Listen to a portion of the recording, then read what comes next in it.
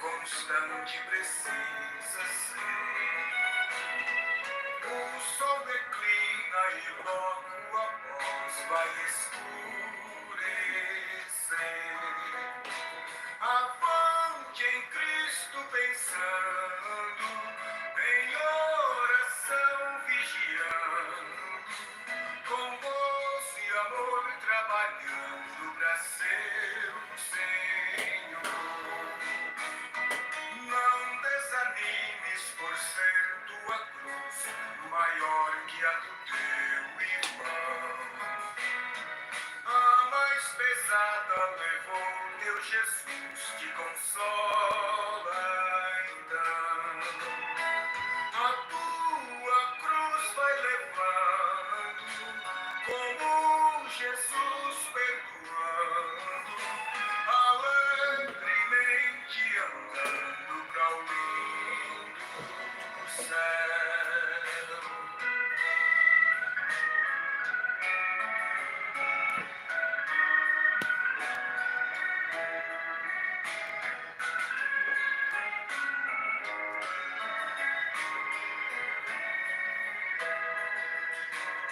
Ser bom soldado de Cristo Jesus, sofrendo as aflições, não sufocando a mensagem da cruz nas perseguições.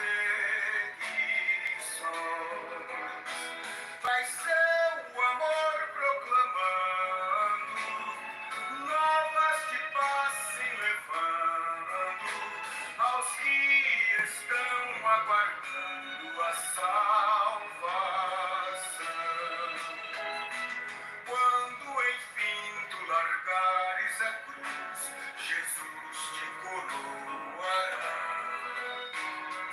com santo gozo em glória e luz te consolará.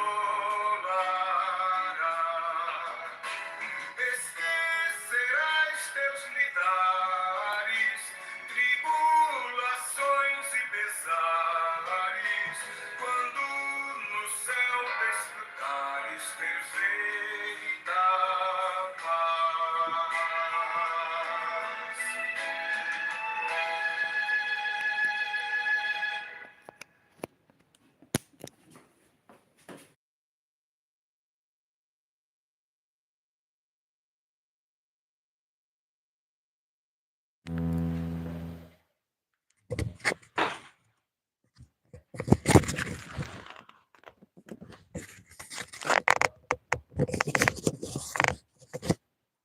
Olá, amigos, Deus abençoe a todos, em nome do Senhor Jesus Cristo. Sempre um prazer estar aqui para nós termos a nossa lives, né, de todas as segunda-feira, poder ter esse momento na presença do Senhor Jesus Cristo e poder aqui compartilhar, eu vou dizer assim, compartilhar experiência, né, e aquilo que Deus tem colocado no nosso coração, concernente à palavra, poder compartilhar com os irmãos que estão do outro lado nos ouvindo. Então, antes de nós iniciarmos aqui a leitura da palavra, nós vamos fazer a oração, como sempre nós fizemos de costume, falando assim com o autor da palavra, pedindo que ele nos dê entendimento e sabedoria, para que possa expressar o melhor do nosso entendimento, dirigido pelo Espírito Santo, não corrermos o risco de movermos com a palavra, ou deslocarmos a palavra, ou interpretarmos mal a palavra, né? Vamos deixar que o Espírito Santo faça com que nós sigamos, né, o rastro de um profeta pelas Escrituras. Senhor Jesus, obrigado por esse momento que o Senhor tem nos dado, por mais uma transmissão, uma live, um programa aqui que nós estamos neste momento, pronto aqui, iniciando. E eu sei que eu, como homem mortal, posso abrir a Bíblia, ler a Escritura. Os que estão me ouvindo nesse momento, como pessoas mortais, também podem ouvirem, mas o único que pode trazer inspiração para que eu possa expressar a tua palavra ungida e ela fazer a obra que apraz o teu coração é o teu Espírito Santo. E esse Espírito Santo é o único também que pode fazer com que os irmãos e as irmãs que estão ouvindo também recebam a inspiração e a graça em seus corações para compreender a tua palavra. Como no Evangelho de São Lucas, caminho de Emaús, após conversarem com Jesus, o Espírito Santo ali fez com que então seus entendimentos fossem abertos e eles compreenderam as Escrituras. Então, que não seja um homem falando, não seja o convencimento de um ser humano com boas explicações, mas realmente seja o convencer do teu Espírito Santo no coração, na alma dos teus filhos. Nos ajude, nos guia, Senhor, pelas Escrituras, através da liderança do teu Espírito Santo. Essa é a minha oração e meu agradecimento no precioso nome de Jesus Cristo. Amém. Graças a Deus. Então, nós vamos iniciarmos aqui Apocalipse capítulo 20 e o verso 4. É a escritura que nós estamos lendo. E hoje aqui eu tenho bastante pergunta que me foi feita do programa passado. Eu estou achando que talvez ainda hoje não vou conseguir entrar aqui em Apocalipse capítulo 20, versículo 4, mas vamos andando aqui pela palavra, vamos ver o que Deus tem para nós, né? Toda a palavra é boa e proveitosa, né? Apocalipse capítulo 20, verso 4 diz: E eu vi o trono, e eu vi tronos, plural, e assentaram-se sobre eles, né, e julgamento foi-lhes dado. E vi as almas daqueles que foram decapitados pelo testemunho de Jesus e por causa da palavra de Deus, e que não haviam adorado a besta e nem a sua imagem, e nem haviam recebido sua marca em suas testas ou em suas mãos. E eles viveram e reinaram com Cristo durante 1000 anos. Eu confesso que essa escritura aqui, ela não é uma escritura fácil de compreensão e de entendimento. Eu mesmo nunca compreenderia essa escritura se nós não tivéssemos um profeta enviado por Deus para nos trazer o esclarecimento dessa escritura. Bom, antes de eu começar aqui respondendo a pergunta, eu creio aqui que foi me feito 4, 5, 6. Eu tenho 6 perguntas aqui para responder. Espero conseguir responder todas elas aqui. Essas 6 perguntas que foram me feitas, e hoje, agora também no grupo aqui de Araranguá, tem mais umas 2 perguntas que foram feitas aqui. Eu quero ver se eu consigo dar conta aqui de responder todas elas. Bom, mas antes aqui de começar a responder as perguntas, eu quero voltar num ponto. Não vou dizer assim me retratar, mas eu vou dizer para os irmãos assim, deixar mais claro o assunto. Eu não quero que ninguém pense, né, do programa passado assim, o pastor veio e quis corrigir o profeta. De maneira nenhuma. O profeta de Deus jamais poderia ser corrigido por quem quer que fosse, muito menos por mim, né? Quem sou eu, né? Se o profeta estivesse aqui, eu não seria digno nem de desatar as alparcas do seu sapato, né? Então, longe de mim ter um pensamento assim, né? Jamais faria isso. Eu tenho a compreensão, sim, que quando o Senhor Jesus Cristo diz abominação da desolação que está no lugar santo, e a gente sabe que essa palavra está, esse verbo está, é um verbo presente, né? Porque Deus o Senhor nosso Deus, o Senhor Jesus Cristo é um Deus presente, né? Ele é, não eu era, eu serei, né? Ele é, eu sou o que sou, um Deus presente. Então, por isso que parte das profecias sempre, parece que a gente encontra sempre elas no tempo presente, né? A desolação, da abominação que está no lugar santo. E é claro que todas as vezes que o profeta olhava ali para o domo da rocha, né? Aquela mesquita dos muçulmanos, é claro que ele via realmente ali aquela abominação no lugar santo, e aquilo é uma abominação que está no lugar onde não deveria estar, né? Então, toda vez que o profeta olhava para Jerusalém, e ele via aquela mesquita ali, né, dos muçulmanos, então ele via que ali naquele lugar está uma abominação desoladora, né? Bom, alguém até disse para mim assim, olha, você deveria estar defendendo a mensagem. E sim, eu defendo a mensagem. Mas não vamos se esquecer isso, irmãos. Nunca podemos tentar defender a mensagem faltando com a verdade, né? Eu não posso manipular as datas que estão na história. A mensagem não precisa que eu faça isso, né? A mensagem é Deus, é o Senhor Jesus Cristo. Ela por si mesmo se defende por si própria, né? Ela se interpreta por si mesmo quando ela tem o seu cumprimento, né? Então não se trata disso, né? As pessoas às vezes fazem julgamento realmente sem ouvir, assistir realmente o que estamos falando, né? Então não se defende a palavra, né? Não se defende a verdade, faltando com a verdade, né? Temos que sempre dizer a verdade, né? Então, se alguém não entendeu bem, retorna lá, né, na live passada, ouve de novo com atenção, e eu tenho certeza que os irmãos vão compreender que jamais a minha intenção é corrigir um profeta, que o profeta não precisa ser corrigido. Aquilo que ele precisou corrigir, ele mesmo se corrigiu ao longo do seu ministério. Eu creio que quando o profeta olhava, né, Jerusalém, aquela situação ali da mesquita ali, eu creio que ele sempre viu aquilo como uma abominação, e o né? Então o profeta não está errado, não está enganado. Só coloquei algumas datas em ordem e o acontecimento específico ali dos anos 70.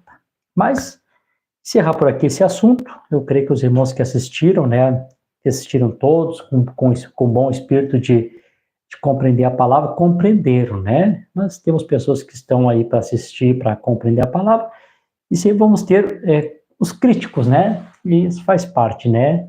Eu não me importo de ser criticado, né? Tem críticas que são construtivas, né? Tem críticas que nos ajudam às vezes, nos corrigir e rever nossos conceitos, né? E aquelas que são feitas só por crítica mesmo, deixamos de lado. Bom, então, na live passada falamos a respeito de diversos assuntos, e aí surgiu aqui algumas dúvidas de alguns irmãos, e foram feitas bastante perguntas aqui, 6 perguntas importantes. Eu vou começar aqui com a primeira. A primeira que me perguntaram, aqui está em Apocalipse 19, do 1 ao 2, paralelo ao verso 11. Então diz assim: e depois dessas coisas eu ouvi uma grande voz de uma numerosa multidão no céu. É isso que está acontecendo no céu, porque no verso 7 aqui mostra que a esposa está pronta, né? E agora que ela está entrando para a ceia das bodas. Mas um pouquinho antes de haver esse acontecimento, o aprontamento completo dela para entrar para a ceia das bodas, acontece aqui algumas coisas no céu, né? E o João diz aqui: depois dessas coisas eu vi uma grande voz de uma numerosa multidão, porque aqui já se deu arrebatamento, no céu, dizendo: aleluia, salvação, glória e honra e poder ao Senhor, o nosso Deus. Então aqui já aconteceu o arrebatamento, né? A noiva de todas as eras já ressuscitaram, os vivos já foram transformados, já foram arrebatados, que já aconteceu 1 Tessalonicenses capítulo 4, e o versículo 16 em diante. E aqui agora essas vozes aqui no céu dizendo aleluia, salvação, glória e honra e poder ao Senhor nosso Deus. porque verdadeiro e justo são os seus juízos, porque ele porque ele julgou a grande prostituta que corrompeu a terra com a sua fornicação e vingou o sangue dos seus servos que estão na mão dela. Então, a pergunta aqui é que quando essa grande multidão ali no céu estão dando aleluia, salvação, ao mesmo tempo que eles estão pronunciando o julgamento da grande prostituta, né, o julgamento que foi dado. Só que, aqui a partir do verso 11, diz assim: e viu o céu aberto, e eis um cavalo branco que estava sentado sobre ele, chama-se fiel e verdadeiro, e com justiça julga e guerreia. Seus olhos eram como chama de fogo, e sobre sua cabeça havia muitas coroas, e ele tem um nome escrito que nenhum homem conhecia senão ele mesmo. E ele estava vestido com vestes banhadas de sangue, e seu nome é chamado de a Palavra de Deus. E os exércitos que estavam no céu, aqueles mesmos que estavam lá, salvação, glórias, aleluia, salvação, nosso Deus, agora estão aqui retornando com ele, né? E o exército que estava no céu seguiam-no sobre cavalos brancos, vestidos de linho fino, brancos e limpo. Vocês veem que é o mesmo grupo de Apocalipse 19:7, que se aprontaram de linho, que é a esposa do Cordeiro que já se aprontou, né? As vestes identifica esse grupo, esse exército, né?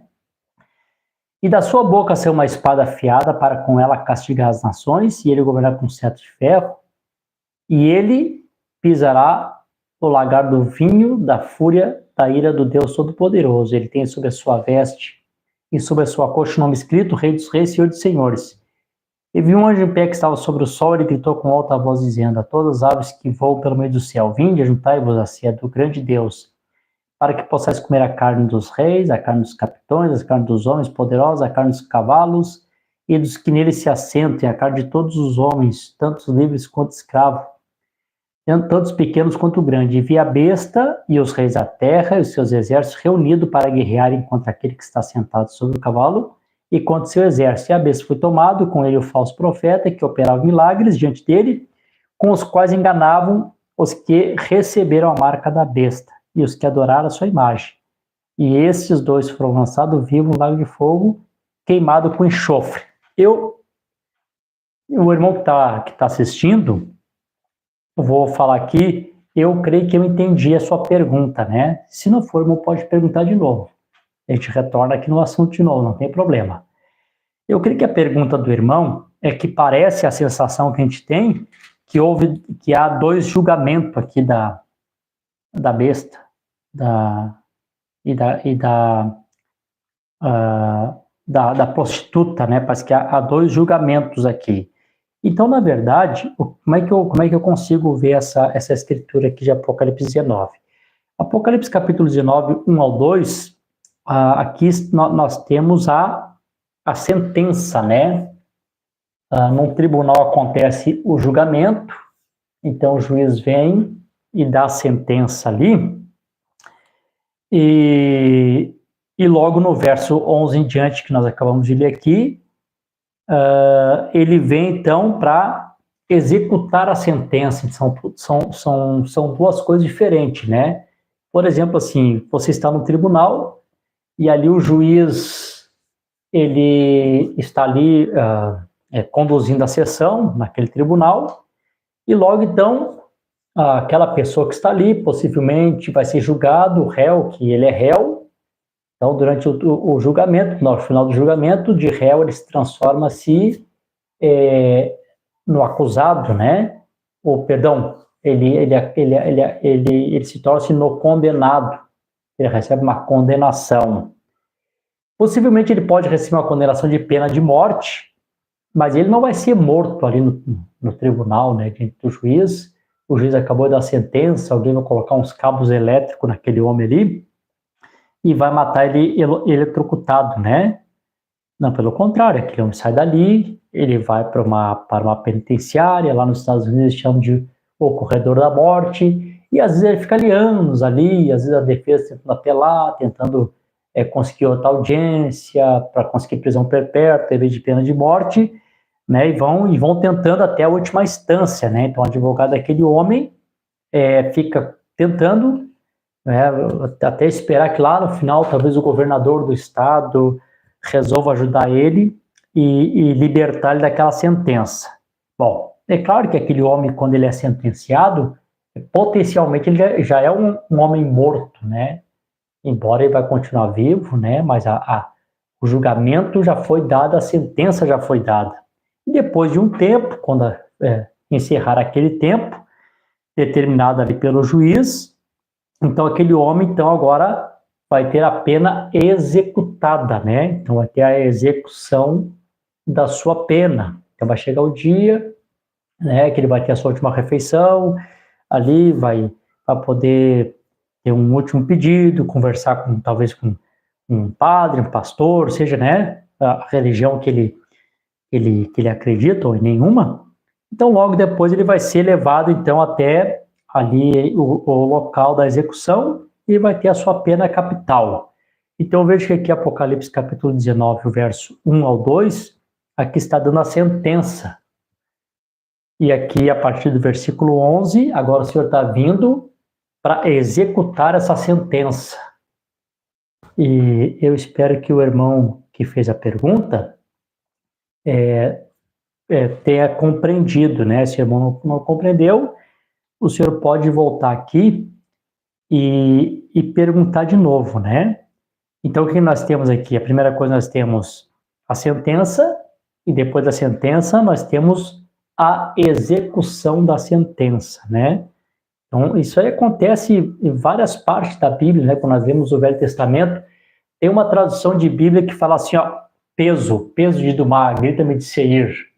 Creio que está ali em Isaías 22, né? Guarda o que houve à noite, aquela escritura que o profeta usou para pregar a mensagem sentinela. Então, a palavra peso na Bíblia significa sentença. Então, vocês veem que os profetas vinham e davam a sentença, né? Então, eles viam no tempo presente. Eu vejo carros, carruagem, vindo, se aproximando, exército, né? Então, eles viam aquilo no tempo presente.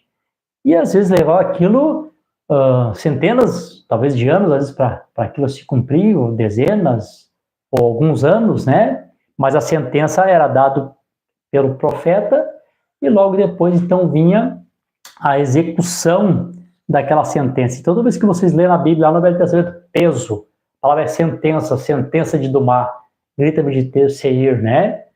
Guarda o que houve à noite, guarda o que houve à noite. Então o guarda começa a expressar ali o que acontecia. Então, eu espero que os irmãos que estão também nos acompanhando compreendam essa parte, que é Apocalipse 19, do verso 1 ao verso 2. Aqui é o Senhor dando a sentença. Depois, quando o Senhor retorna com o exército do céu, então ele está vindo para executar essa sentença. Creio que ficou claro. Bom, essa foi a primeira pergunta que foi feita. Agora eu tenho aqui uma segunda pergunta. A segunda pergunta é o seguinte. Importante essa pergunta aqui. Importante mesmo. Deus me ajuda que eu consiga responder, que os irmãos consigam compreender também, né? Diz assim, se Satanás está preso, para quem é pregado o evangelho? Já que não existe influência de Satanás, porque eu falei isso na live passada, o irmão ficou pensando, e que bom que o irmão elaborou essa pergunta, senão o irmão estava sentado e ele estava prestando atenção no que ele estava ouvindo, né? Então, aqui vem uma pergunta muito inteligente que o irmão faz, né? Se Satanás está preso, para quem é pregado o evangelho, já que não existe a influência de Satanás? Eu vou conectar essa pergunta na outra pergunta que também foi feita, mas eu vou começar aqui lendo algumas mensagens, né? Para a gente ter aqui uma autoridade profética. Bom, nós temos usado bastante essa mensagem aqui, por estarmos falando bastante a respeito de nações no milênio. Eu creio que essa é uma das mensagens que a gente mais tem usado, né, para esclarecer esse ponto. É a pergunta e resposta número 15, a partir do parágrafo 178. O profeta diz assim: e então, ao retorno da igreja e a noiva e Cristo, andarão sobre as cinzas no milênio, né? Porque a cinza, nessa batalha do Armagedon não vai ser um extermínio completo dos ímpios das nações, como já temos falado, né? Mas um terço da humanidade morre nesse tempo, né? Um terço hoje seria 3 bilhões de pessoas, é muita gente, né? Então vai ser muita cinza que vai ter no milênio de ímpios, né? Então é compreensível quando o profeta olha e vê, né, a escritura de Malaquias se cumprindo ali durante o milênio. Então, ao retornar da igreja e a noiva e Cristo andarão sobre as cinzas no milênio, quando a terra for purificada pelo fogo. E ali eles reinarão. E os pagãos que nunca ouviram o evangelho ressuscitarão naquele tempo, e os filhos de Deus se manifestarão. Então, né, a manifestação completa, na plenitude dos filhos de Deus, acontece lá do outro lado, né? Por isso que o profeta diz que não é a hora ainda, isso aqui vocês estão vendo em parte, mas um dia isso aqui vai estar em plenitude. Como nós lemos na mensagem adoção, manifestação dos filhos de Deus, né? Irmão, não está chovendo aqui na minha terra, só um pouquinho, irmão, que eu vou mandar chuva aí para tua terra, né? Então, o profeta diz assim, os pagãos que nunca ouviram o evangelho ressuscitaram naquele tempo, e os filhos de Deus se manifestarão. Se ele vai reinar, ele tem que ter algo para reinar. Ele tem um domínio. E eles governarão e reinarão com Cristo. E Cristo governou com uma vara de ferro as nações. Então o evangelho, então os filhos de Deus manifestam com a mesma autoridade que ele tinha quando ele estava aqui, haverá o milênio naquele reino, sobre a cinza. Agora, só quero colocar aqui um ponto de ordem, depois eu retorno aqui na leitura de novo. Quando se fala de ressurreição das nações, eu já expliquei isso para os irmãos em alguns cultos, que possivelmente alguém que assistiu nossas lives, talvez não tenha acompanhado nossos cultos. Então, quando se trata de ressurreição das nações, não está referindo-se à ressurreição física de pessoas que estão mortas e a nação toda ressuscitando, como na ressurreição dos mortos. Eu estava lendo agora pouco tempo atrás, e eu não estou lembrado bem onde é que eu li o profeta dizendo que não pode haver outra ressurreição, são apenas 2 ressurreições. Nós temos a primeira ressurreição do arrebatamento e a última ressurreição lá no trono branco. Essa ressurreição aqui, ela é uma ressurreição espiritual, né? Quando uma nação ela abandonou, ela está sem Deus, né? Ela está sem os cuidados do Senhor, ou está fora de posição, está em pecado. Então essa nação ela está como morta, né? Como é que nós vamos pegar o tipo aqui? Como, por exemplo, Ezequiel capítulo 37. A mão do Senhor esteve sobre mim e me carregou para fora no Espírito do Senhor e me pôs no meio de um vale que estava cheio de ossos e me fez passar ao redor dele, e eis que era muito no vale aberto, e eis que ele estava muito seco. E ele me disse: filho do homem, pode esses ossos viver? E eu respondi: Senhor, tu sabes. Novamente ele me disse: profetiza sobre esses ossos e diz: vós ossos secos, ouvi a palavra do Senhor. E assim diz o Senhor Deus: esses ossos, eis que eu vos farei com que o fôlego entre vós e vivereis. E colocarei tendões sobre vós, e farei crescer carne sobre vós, e vós cobrireis com pele, e porei fôlego em vós, e vivereis, sabereis que eu sou o Senhor. Então profetizei como havia sido ordenado. Enquanto profetizava o ruído, eis que uma agitação, os ossos se juntaram, cada osso ao seu osso. E quando completei, eis que os tendões de carne vieram sobre eles, e pele os cobriu por cima, mas não havia fôlego neles. Então ele me diz: profetiza ao vento, profetiza o filho do homem e diz ao vento, assim diz o Senhor Deus, vem dos quatro ventos o fôlego e respira sobre esses mortos para que eles possam viver. Então profetizei como ele me havia ordenado e o fôlego veio para dentro deles. E eles viveram, se levantaram-se sobre seus pés um exército extremamente grande. Então ele me disse, filho do homem, esses ossos são toda a casa de Israel.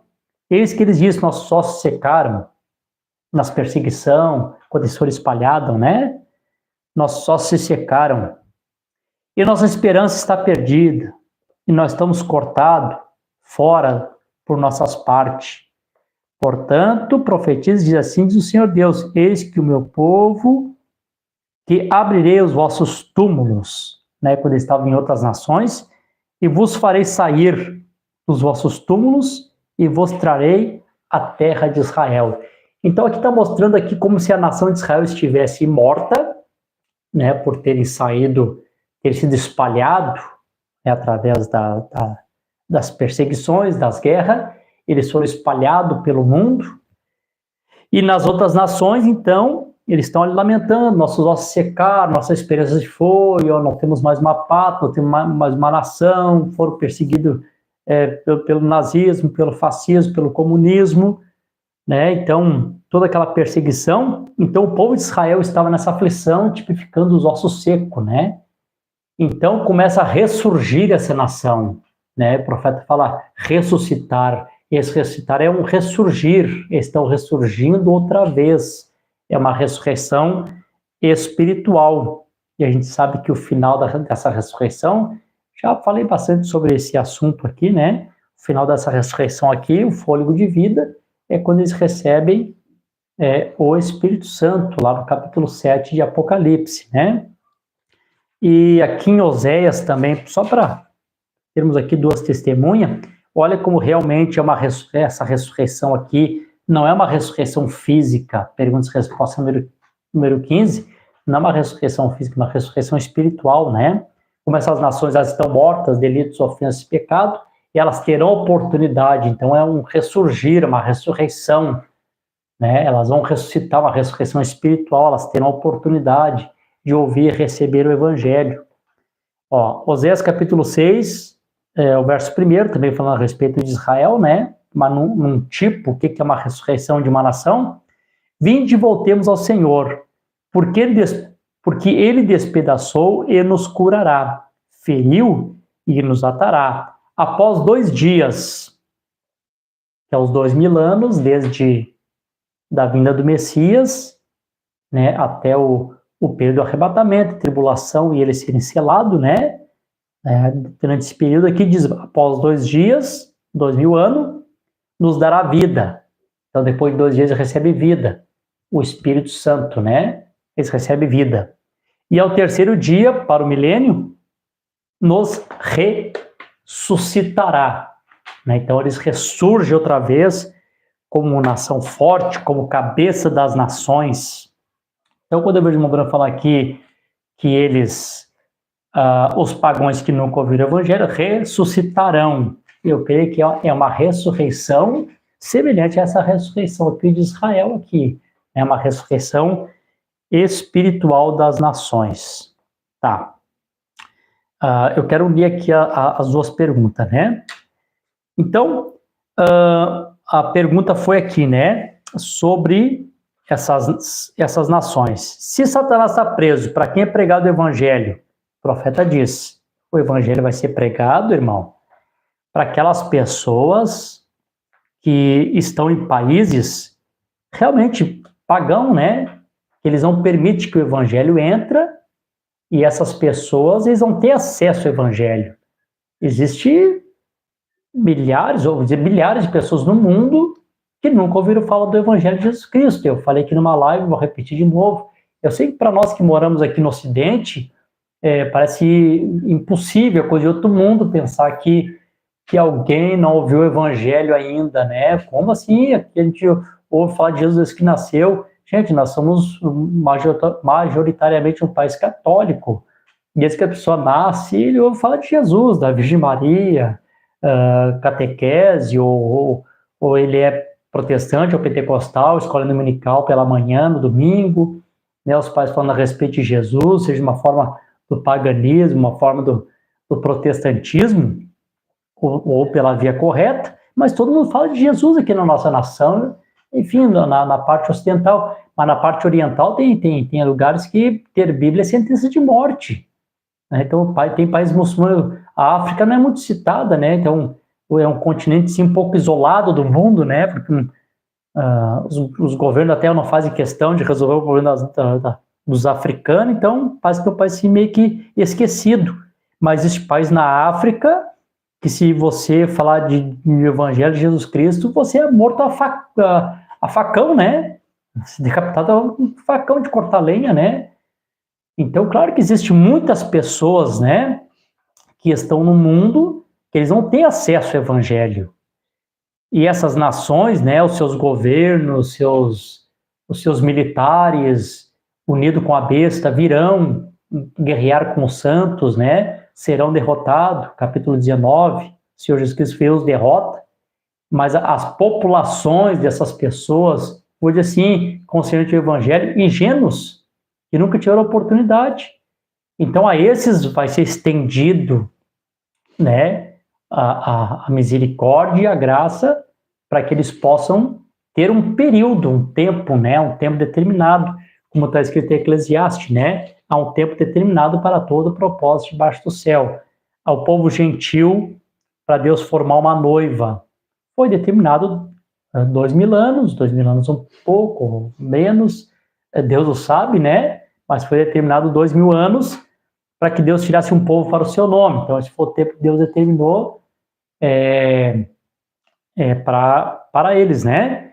Para Deus chamar os judeus de volta, né, do judaísmo, para não aceitar a marca da besta, eles terão 3 anos e meio, para depois de 3 anos e meio eles serem selados com o Espírito Santo.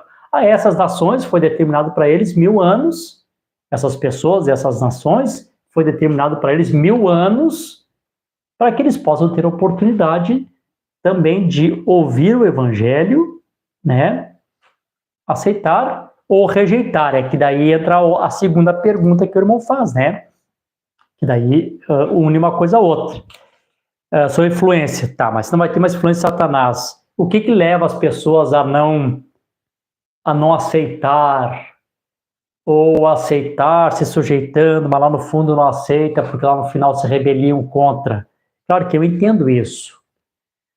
Eu entendo que a pessoa pode aceitar e não permanecer até o fim também, porque Jesus disse que permanecer até o fim será salvo, que ele for batizado será salvo, é uma caminhada, muitos começam, poucos terminam, também compreendo isso.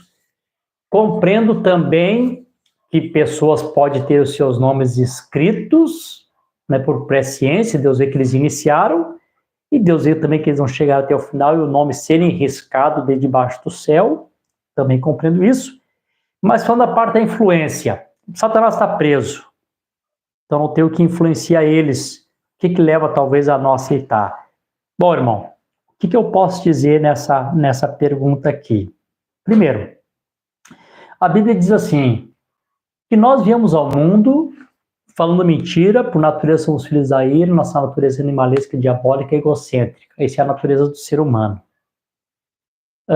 Tem uma outra escritura que diz, Tiago diz assim, bem-aventurado do varão que sofre a tentação, porque quando for provado, receberá a coroa da vida. E que alguém sendo tentado, nunca diga, de Deus eu fui tentado, porque Deus a ninguém tenta, e não pode ser tentado pelo mal. Mas cada um, está lá no capítulo 1, versículo 13 de Tiago, mas cada um é tentado quando atraído e engodado pela sua própria concupiscência. Então, assim, o que o diabo faz? A única coisa que o diabo faz é atrair e engodar a tua concupiscência. O resto a natureza humana faz, né? Como a gente vê aquelas mensagenzinhas de WhatsApp, Facebook, né? O diabo vai lá, larga o burro faz um estrago e tal, acontece um monte de desgraça. Alguém diz, ô Satanás, o que tu fez? Eu não fiz nada, só soltei o burro, o resto deixei com eles. Então a gente sabe que a astutícia, a malícia está no coração do menino, né? Desde que ele nasce, está no coração dele. E como eu sempre digo, às vezes as pessoas não manifestam o pior de si por falta de oportunidade, e até talvez pelo tempo ser curto. Talvez se pessoas vivessem 200 anos e manifestar tanta coisa ruim que tem dentro do ser humano, essa natureza realmente que é caída. E agora domingo nós estávamos falando na escola dominical pela manhã, o Paulo tendo essa batalha, capítulo 7 de Romanos, né, expressando a batalha que ele tinha, tento fazer o bem, eu quero fazer, não consigo, o pecado está nos meus membros, quando eu vejo, eu acabo fazendo o que não quero fazer, né? Chega a clamar, né, miserável homem que sou, eu sinto prazer na lei do Senhor segundo o homem interior. Na verdade, o que te dá prazer, alegria é o homem interior, que está aí ouvindo a palavra, aleluia, glória a Deus, amém, pastor, é isso aí, é o homem interior. A carne gostaria nessa hora de estar numa pizzaria, comendo pizza, se divertindo, deitado, vendo um filme, sei lá, né? Então o que o diabo faz? O diabo não muda a natureza de ninguém, o diabo só engoda e atrai, né, a concupiscência. Então, mesmo com Satanás preso, a massa que vai estar que vai estar se enchendo a terra, né? A população, eles vão estar em corpos não glorificados, em corpos mortais, em corpos do pecado, em corpos com concupiscência, né? Então, através disso, claro que as pessoas terão a escolha de aceitar ou não, né? Aceitar ou não. Aí nessa pergunta aqui surgiu uma outra pergunta, e a pergunta foi esta. Uma irmã fez a pergunta assim: no milênio, se as pessoas, se essas pessoas aqui vão ser evangelizadas pelos judeus, quais judeus que vão evangelizar? Bom, aqui eu vou colocar aqui um pensamento, né? Segundo as escrituras, o que eu vejo? Primeiro, a Bíblia afirma que quem evangeliza nesse período, toda a escritura que a gente vê do Velho Testamento se refere-se a esse período do Evangelho do Reino, a gente vê que isso é um ministério dado aos judeus, né? A eles que é dado esse ministério de evangelizar, e o profeta endossa isso perfeitamente. Eu creio que é na mensagem as 10.154.000, se eu não estiver enganado. Ele diz, né, vocês pensam que isso que vocês fazem é evangelizar o mundo? Espera que os judeus se posicionarem e vocês vão ver o que é evangelismo, né? Só entre várias referências que eu vou pegar apenas uma. Zacarias capítulo 8, versículo 23. Assim diz o Senhor dos Exércitos: naqueles dias sucederá que 10 homens de todas as línguas das nações, gentil, né? Perdão. Pegarão na orla das vestes daquele que é um judeu, dizendo: nós iremos contigo, pois sabemos que Deus está contigo. E toda a palavra que diz, né? Que eles querem subir ao monte do Senhor, que eles querem conhecer as suas leis, querem conhecer seus mandamentos. Biblicamente, endossado pelo profeta, quem prega o evangelho, né, para essas nações durante o milênio são os judeus. Bom, são 144.000. Quando eu olho para os 144.000, eu vejo que a missão dos 144.000, segundo as escrituras, é estarem junto com o cordeiro e a sua esposa, né? Para onde o cordeiro vai, esses 144.000 os acompanha. Então eu percebo que a posição, porque Deus chama cada um para a sua posição. O céu é um lugar de ordem, ou vou dizer assim, o reino de Deus é um lugar de ordem, né? Deus é um Deus ordenado, não é uma bagunça, né? Que todo mundo faz o que quer. Não. Temos os serafins, que são os anjos queimadores, que ficam próximo do trono, clamando: santo, santo, santo, santo é o Senhor Deus Todo-Poderoso. Santo, santo, santo. Né? Estão ali queimando o incenso.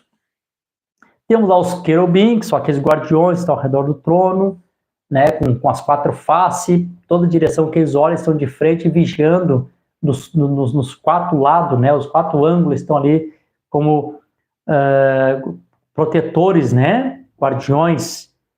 Temos arcanjos, chefes, líder, né? Anjos de batalha, anjos de guerra. Temos anjos mensageiros, que gigantes, perdão, anjos grandes e que não se envolvem em batalha, como Gabriel não quis se envolver na batalha lá no livro de Daniel, esperou que Miguel viesse. O reino de Deus é ordenado, né? Cada um na sua posição. Então não é assim, como aqui, às vezes, o nosso reino religioso que a gente cria, né? Todo mundo faz o que quer, ninguém tem uma ordem, ninguém tem uma direção, né? Cada um, como diz a Escritura, né? Não há um rei sobre a terra, cada um faz o que quer, cada um coloca o seu próprio sacerdote em casa, vão ficar em casa, só estudando as fitas, e com isso é o suficiente para sermos arrebatados. Cada um pode fazer o que quer, irmãos.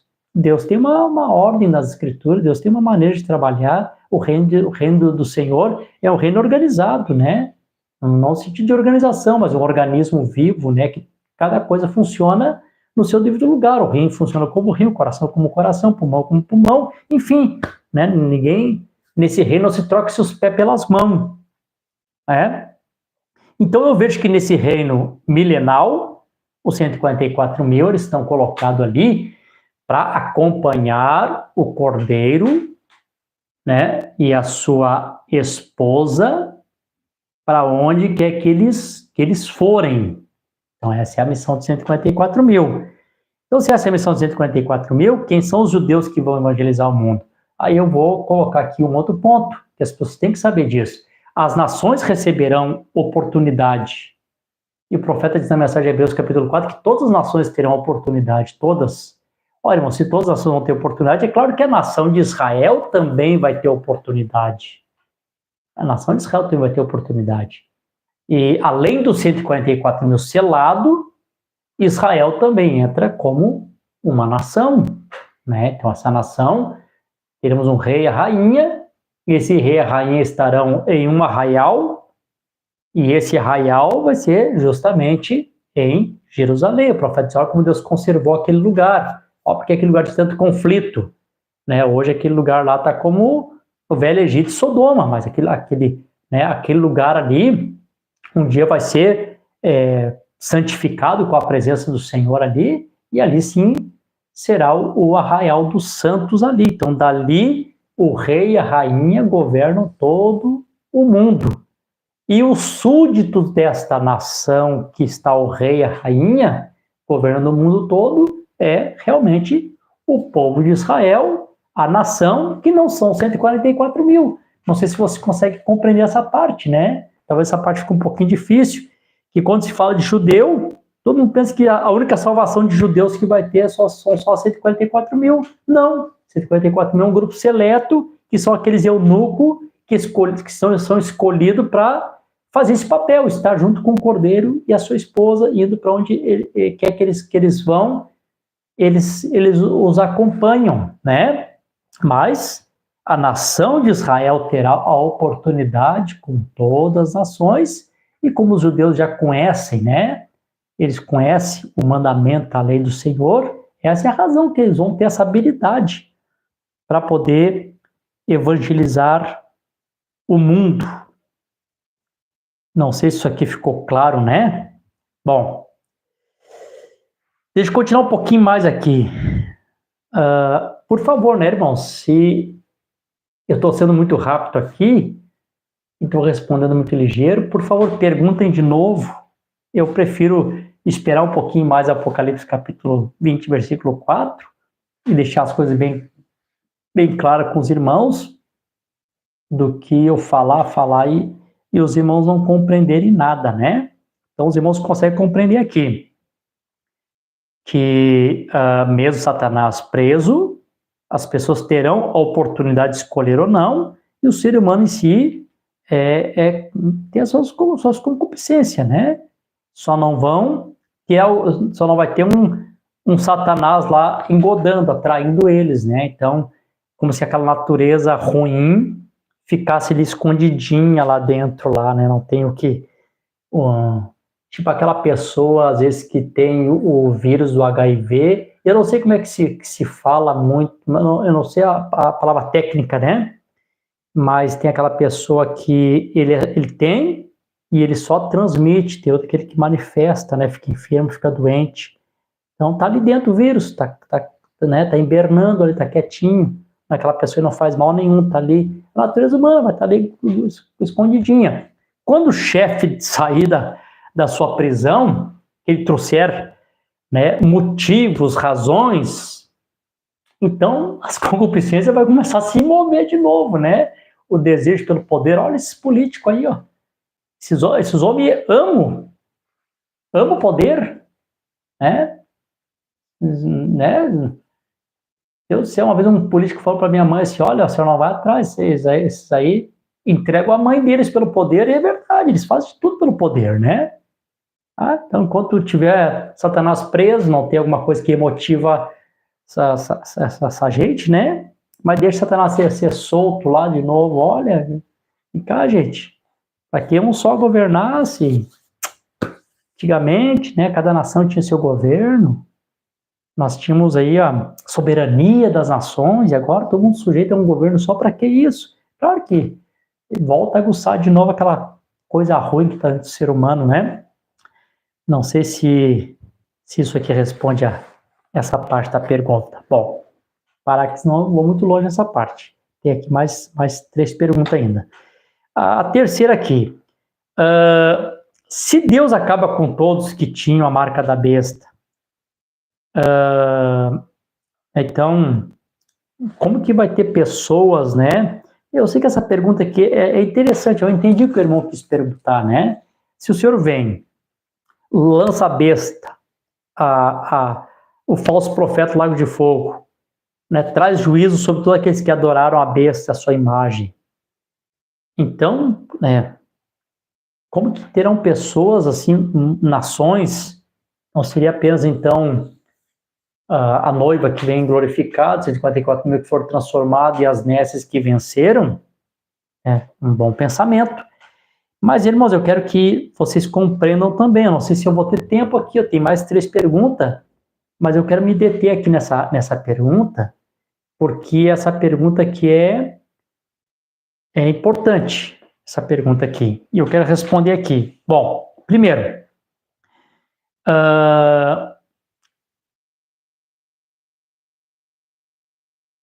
eu creio, eu vou ler aqui um parágrafo aqui que talvez ajude os irmãos a compreender o que eu vou falar. Eu creio, para mim, que não são todos que adoram a besta querendo realmente adorar a besta. Não são todos. Por exemplo, assim, nem todos que estão na igreja realmente adoram o Senhor Jesus Cristo. Às vezes por fazerem parte da religião. Às vezes estão lá, fazem parte, o pai era, a mãe era. Então, não são todos realmente que adorarão a besta. Pastor, está entrando no campo estranho, difícil, mas eu vou ler aqui o parágrafo aqui para os irmãos. Eu acredito que terá muitas nações pagãs que realmente não entendem nada, patavica de nada de evangelho, né? Nem do que é correto e nem do engano que vai vir. Né? Pessoas que que passaram a vida toda debaixo de regimes totalitários, autoritários, e que simplesmente tiveram que seguir o curso de acordo com o que os seus governos conduziram a nação, né? Então, a comparação aqui, né? O ditador lá do Irã, uma comparação, se o ditador lá da China resolve apoiar a besta, a sua imagem, dar o seu poder militar, o centro político da nação sabe o que eles estão fazendo ali, sabe o que eles estão se aliando. O povo, a plebe, eu vou dizer assim, né, que não entende nada, né? Aquele pessoal que passaram a vida toda lá, 6 mil anos. Não, 6 mil anos não, né? Não tem tanto esse tipo de budismo, né? Mas todos esses anos de budismo lá, que nunca conheceram, nunca ouviram falar de Jesus, ou os muçulmanos, né? Eles simplesmente, no regime totalitário que eles estão, eles permanecem e terão que andar de acordo com o que a liderança da nação decidir e o poder militar, né? E o povo são só uma sequência, né? Existem pessoas que realmente adoram a besta. Tem pessoas que você prova para ele pelas escrituras, os ídolos das nações são prata e ouro, obras das mãos dos homens, mostra realmente o que é o catolicismo, e olha, depende de algum lugar que você fazer isso, você pode até apanhar, né? As pessoas que adoram, mas não querem saber o que a Bíblia diz, eles adoram a religião. Eu nasci católico, vou morrer católico. Eu estive na casa de uma pessoa, visitar uma irmã, e antes que eu pudesse me identificar, me apresentar ali, a mãe dela já se manifestou e disse, olha, é o seguinte, eu sou católico, vou morrer católico, não quero saber. Há pessoas que adoram. Como tem pessoas que adoram a imagem da besta, né? Nasci assembleiano, vou morrer assembleiano. Nasci batista, vou morrer batista. Pessoas que adoram a besta, a imagem, né? Então, é uma classe, não são todos. Não são todos, pastor, não, é uma classe. E eu vou ler aqui para os irmãos aqui, como não são todos, né? Então, há um grupo específico daqueles que realmente têm adoração, né? Tô provando, mostrando, não mostrando, eles adoram. Muitos disso aqui que vão ser enganados, como eu disse, né? Pessoas que não tem nada a ver com a liderança da sua nação, né? Pessoas que vivem lá nos campos da China só plantando arroz, né? Nunca ouviram falar de Jesus, né? Então aí isso vai ser dado a oportunidade, quando eles ouviram, opa, não sabia disso, não conhecia, eu quero conhecer esse Deus. Onde é que está esse Deus? Tá em Jerusalém, vamos lá adorar ele? Amém? Vamos lá adorar esse Deus então, né?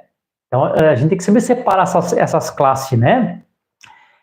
A era da igreja de Sardes, aqui no parágrafo 249, o profeta está falando aqui a respeito das 4 seções do livro. E aqui o profeta mostra, né, que nas seções, então tem um grupo especial, que é a noiva de Cristo, que está lá escrito que não pode ser arriscado, que estava na mente de Deus, tal e tal. Existem aqueles que têm o nome escrito, mas pode ser arriscado. E aqueles que que estão lá escrito, porque Deus viu que eles foram bondosos, um dos pequeninos vão ser salvos por galardão lá no final. E tem esse grupo aqui, que o profeta diz assim, ó, finalmente, em 4º lugar, que é o último grupo que ele fala, finalmente, em 4º lugar, estão aqueles cujos nomes nunca estiveram jamais estarão escritos nos livros. Esses tais se encontram em Apocalipse 13:8 e Apocalipse 17:8. E adoraram-no todos que habitam sobre a terra, esses cujos nomes não estão escritos no livro da vida do Cordeiro, que foi morto desde a fundação do mundo. A besta que viste foi, já não é, e há de subir do abismo e à perdição, e os que habitam na terra, cujos nomes não estão escritos no livro da vida, desde a fundação do mundo, se admirarão vendo a besta, que era e já não é, mas virá. Jesus disse que um determinado grupo aceitaria um que viesse em seu próprio nome. Esse é o anticristo. Então, quando a Bíblia diz assim, ó, adorarão todos quem? Todos os que não têm os seus nomes escritos no livro da vida do Cordeiro, que foi morto desde a fundação do mundo. Então, tem uma classe, tem um grupo específico, né, que desde já eles adoram, né? Adoram o nome da sua igreja, a placa da sua igreja, a sua religião, a sua denominação, né? A besta e a imagem. Não vamos tapar o sol com a peneira, né? Deus ajude, né? Tem tantos adoradores de pastores a mensagem também, né? Que os pastores são assim, deuses para eles, né? Oh, glória. Deus tem misericórdia de nós, né? Um determinado grupo aceitaria um que viesse seu próprio nome, e esse é o anticristo. É exatamente isto que é dito deles em Apocalipse 13:8 e Apocalipse 17:8. Esses foram ordenados por Deus, mas não para a eleição. E com esse grupo estão os tais que são como Faraó, é dito dele, para isso mesmo te levantei, vasos de ira, preparados para a perdição, Romanos 9:17-22. Nenhum desses seriam colocados nos registros da vida. Eu não estou dizendo que não há nenhum registro deles, não há dúvida. de que não há algum tipo de registro deles, porém, não nos registros da vida. O propósito da existência deles foi tratado ligeiramente nas demais partes desse livro. Porém, podemos acrescentar mais duas escrituras.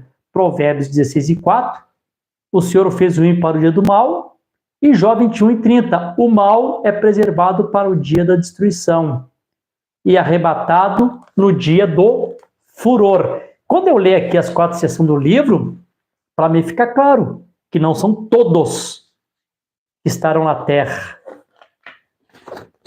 que vão adorar a besta e a sua imagem.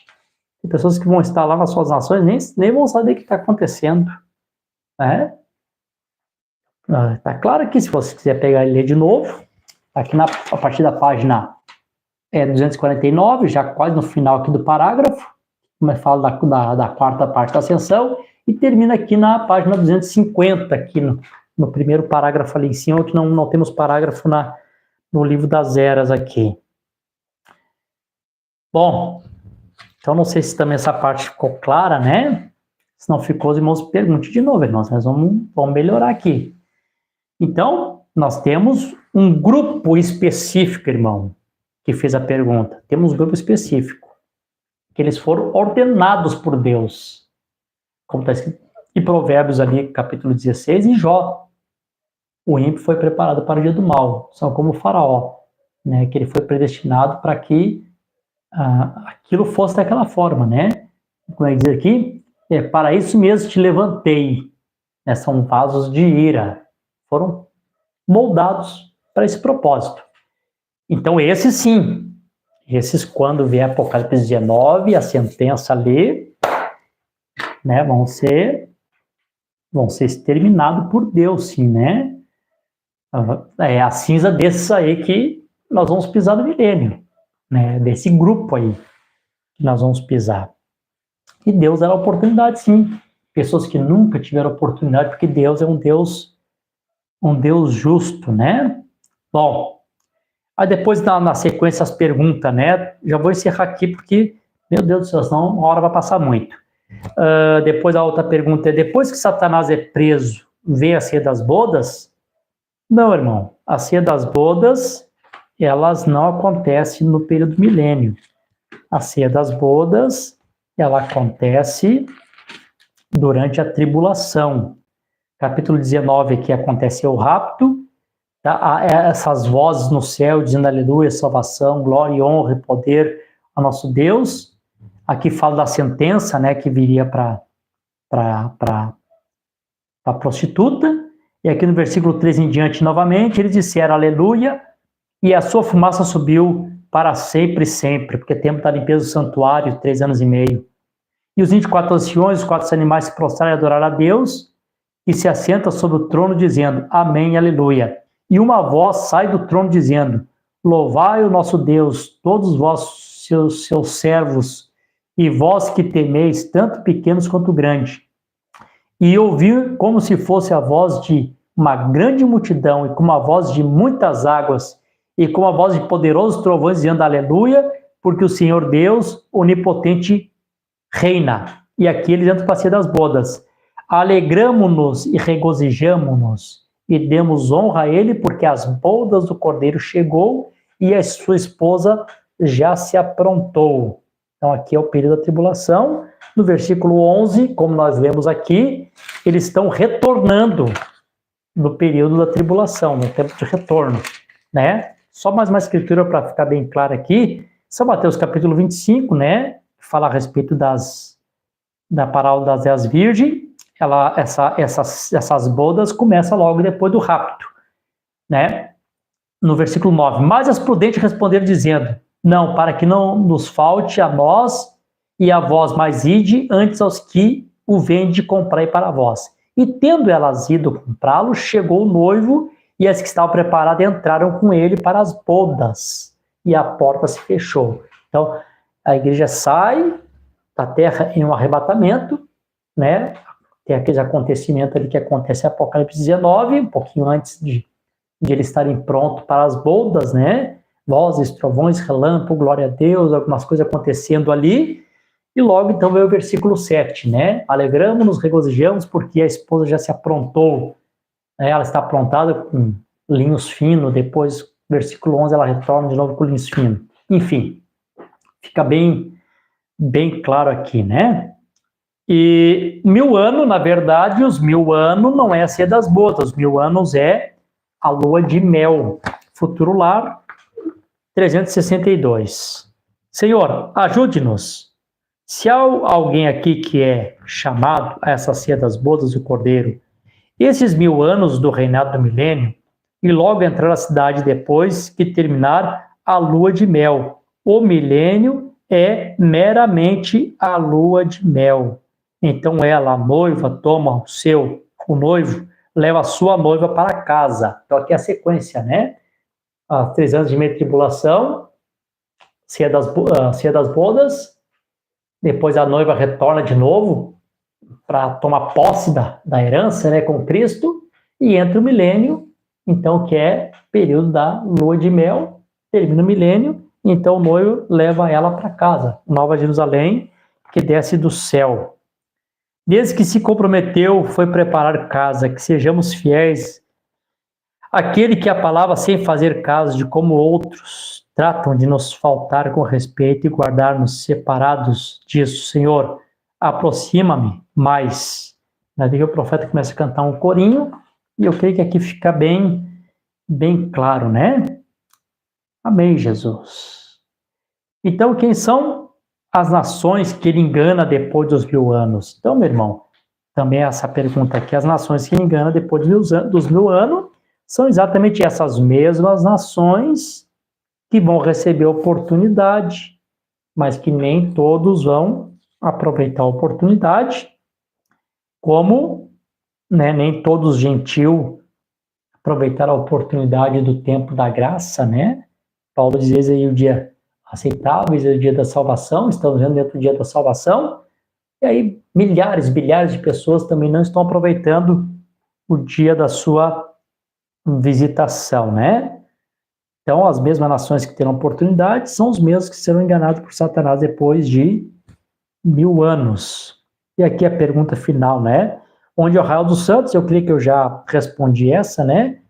A pergunta é: são 144 mil? Não são 144 mil, né? O arraial dos santos vai estar situado em Jerusalém, vai ser é um reino físico, Jesus físico reinando com uma igreja física, então terá um lugar físico, né? Deixa eu colocar aqui rapidinho. Adão tinha acesso à dimensão celestial, mas Adão estava também numa dimensão física, né? E o profeta nos ensinou que o Jardim do Éden era o quartel-general de Adão, né? Então, assim como Adão tinha um quartel-general físico, nenhuma parte da terra, nas bandas do Oriente, o Senhor Jesus Cristo com a sua igreja também vai ter um lugar físico, arraial. O profeta de Deus conservou aquele lugarzinho ali, e esse lugar é Jerusalém. Quem tem Jerusalém governa o mundo, por isso que todas as nações lutam por Jerusalém. Jerusalém é tipo da Sunamita, a esposa, a menina que aqueceu o rei Davi. Todos os filhos de Davi queriam casar com a Sunamita, porque quem tinha Sunamita tinha o poder, tinha o reino, tinha o trono. Quem tem Jerusalém tem o domínio do mundo, por isso que a Igreja Católica cobiça aquele espaço lá, né? Enfim. Jesus, e a pergunta final aqui, rapidinho, para responder aqui. Pergunta, juízo final, é Deus julgando a todos desde o princípio? Sim. Juízo final, todos que morreram vão ressuscitar, como diz a Escritura, uns para a vida eterna e outros para a vergonha e desprezo eterno. Deus abençoe a todos, irmãos. Por favor, irmãos, se não ficou alguma coisa clara, os irmãos tornem a perguntar de novo e nós estaremos aqui para responder na medida daquilo que Deus nos dá o entendimento. Vamos orar. Senhor Jesus, obrigado por esse momento abençoado. Peço que o Senhor nos ilumina nossos corações, e o Teu Espírito Santo nos guie pelas verdades da Tua palavra, e esse assunto possa ficar claro ao coração dos meus irmãos e minhas irmãs que estão nesse momento assistindo. Fica conosco e nos dá uma noite abençoada no precioso nome de Jesus Cristo. Amém. Shalom, Deus abençoe a todos.